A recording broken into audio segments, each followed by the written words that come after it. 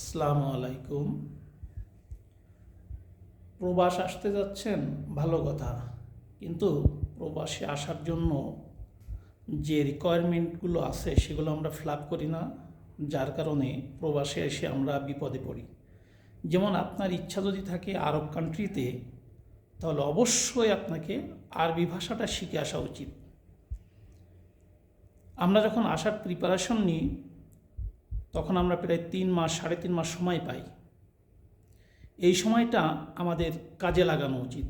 বিশেষ করে যে দেশে যাচ্ছেন সে দেশের ভাষা সম্পর্কে আপনার জ্ঞান থাকতে হবে এবং যে কোনো 2-3টা কাজ, হাতের কাজ, যেমন আপনি ড্রাইভিং শিখতে পারেন, আপনি ওয়েল্ডিংয়ের কাজ শিখতে পারেন, আপনি সুতারের কাজ শিখতে পারেন, এরকম কাজ শিখতে পারেন। কিন্তু আমরা ম্যাক্সিমাম যারা আসি তারা কোনো কাজ জানি না, ভাষা জানি না।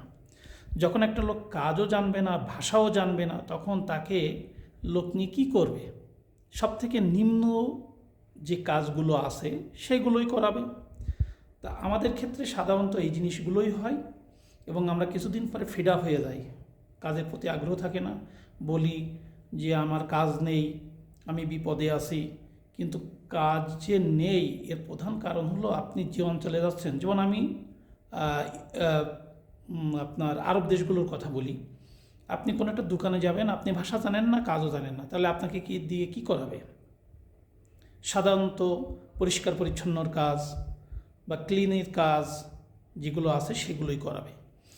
আর যদি আপনি এসেই পড়েন প্রবাসে, তাহলে আপনাকে অন্তত 1টা বছর ধৈর্য ধরা উচিত এবং ভাষা শেখার প্রতি গুরুত্ব দেওয়া উচিত এবং আপনি যে কাজই করতেছেন না কেন সেই কাজটাকে পারফেক্টলি মনোযোগী হওয়া উচিত।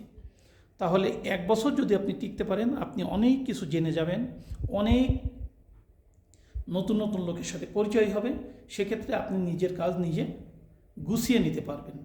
এজন্য যারা প্রবাসে আসার চিন্তাভাবনা করছেন তারা অবশ্যই যেখানে যান, যদি ইউরোপে যেতে চান তাহলে ইংরেজি ভাষার পরে গুরুত্ব দেন, যদি আরব কান্ট্রির দিকে আসতে চান তাহলে আরবি ভাষার প্রতি আপনারা অবশ্যই গুরুত্ব দিবেন।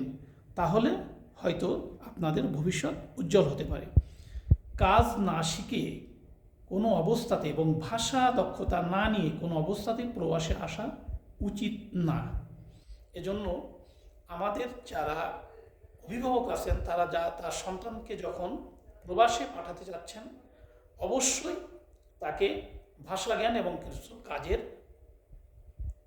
মাধ্যম শিখিয়ে দেবেন। আরেকটা জিনিস হলো, আমাদের দেশের একটা ট্রেন হয়ে গেছে যে যারা বাউন্ডেলে বাড়ি কাজ করে না, সারাদিন বিড়ি গাঁজা খেয়ে বেড়াবে, এই ছেলেটাকে আমরা প্রবাসে আসার জন্যই সিলেক্ট করি, যেটা হয় আমাদের জন্য সবচেয়ে বড় ভুল।